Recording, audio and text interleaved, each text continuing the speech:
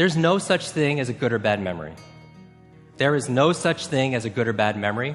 There's just a trained memory and an untrained memory. Does that make sense?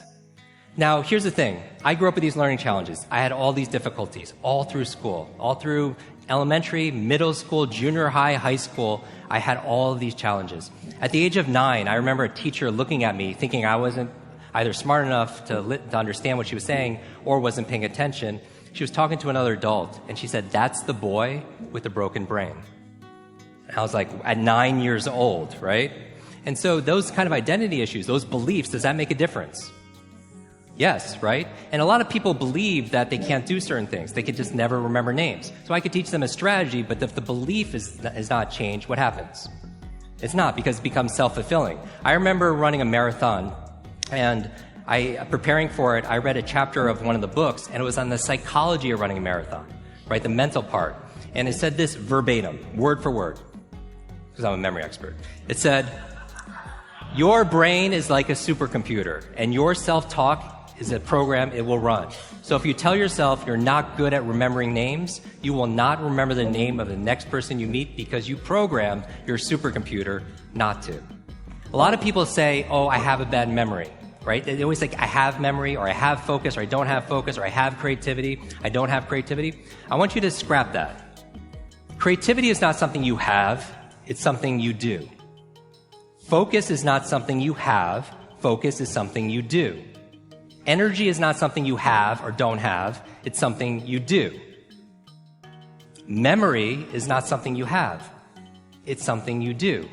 And what's the benefit of turning it into a do, as opposed to something you have? What's the benefit?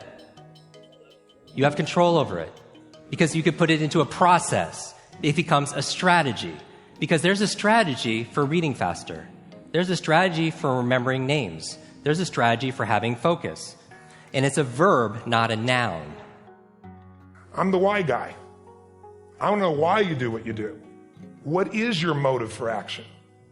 What is it that drives you in your life today, not 10 years ago, or are you running the same pattern? Because I believe that the invisible force of internal drive activated is the most important thing in the world. I'm here because I believe emotion is the force of life. All of us here have great minds. You know, most of us here have great minds, right? I don't know if I'm in the category, but we all know how to think. And with our minds, we can rationalize anything. We can make anything happen.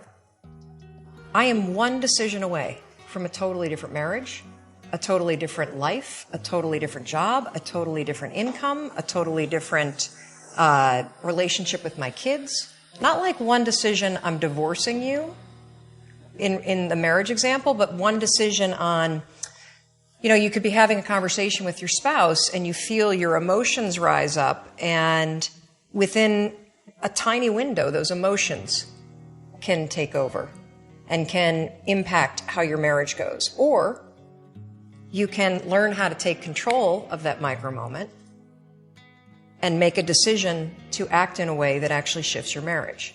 Your life comes down to your decisions, and if you change your decisions, you will change everything. The mind has the tactical advantage over you at all times. At all times of your life, the mind has a tactical advantage over you. Why is that? It knows what you're afraid of. It knows your insecurities. It knows your deep, dark lies. And it starts to push you away from that. It pushes you in a direction that is comfortable. The mind controls everything. So what I realized was that when I was growing up and I was 300 pounds and I got all fat and I got all insecure, I realized that my mind kept taking me in this direction. When things got uncomfortable for me, when I was facing my insecurities, I was facing my fears, my mind said, "Oh no, we have a tactical advantage. We need to get you, separate you from this feeling over here. Life's all about feelings. We want the happy feeling. We don't want that feeling of this sucks. Why am I here?" And you don't have any, so you can't answer those questions, so you leave. I started realizing that if in that moment you can answer those questions and you are now in charge of your brain versus your brain ruling you, that's where all that stuff comes from. So the 40% rule is all of that. You get to 40%, your brain says, "We're done. Let's roll, man. This is starting to get painful. This is uncomfortable." So you sit down. You have to figure out ways, and everybody's different. That's how the book kind of talks about, like we all have these things about, 5 steps to this and 4 steps to this. It's a lot more than that. That's all bullshit. It's a practice that you have to, it's a habit. So if you know that at 40%, I'm feeling pain. At 40%, I'm feeling pain. That's where the 40% rule kicks in. Now it starts. Okay, I'm feeling pain. My mind's saying all this shit to me. It's saying, get out of here, run, flee. The fight or flight kicks in. Okay, we're done. We're not good enough. It starts telling you all these things. You start to believe it because the mind controls all. This is the time where you have to gain control back of your mind. It's okay. Let me see if I can go 45%. And once you start giving yourself more and more hope and start realizing, okay, the mind starts to be, okay, what are you doing? We're supposed to be going right and you're going left. You start then controlling your mind. Start finding more in yourself. And then it goes from 40% to a lot further than that. But that's the start of it though. Get to the spot where your mind is saying stop. Whatever that is, you got to get there first. And then that's when that starts to work for you. You got to control yourself in that moment. Let me give you the secret once and for all right here. Work. A lot. Based on what your mouth is saying. You want to be a millionaire? You need to become a workaholic. Right?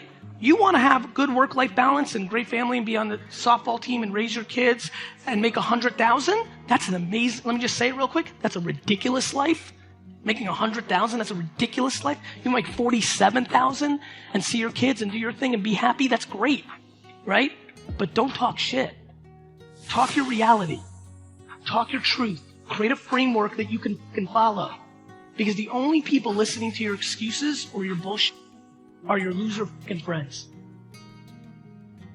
What is in us, we have no idea until we start trying hard. And I mean really trying hard, where you're obsessed with, hey, this is my new norm. My new norm is that, wow, this isn't always fun. It's not always meant to be fun. And that's when you know you're trying hard.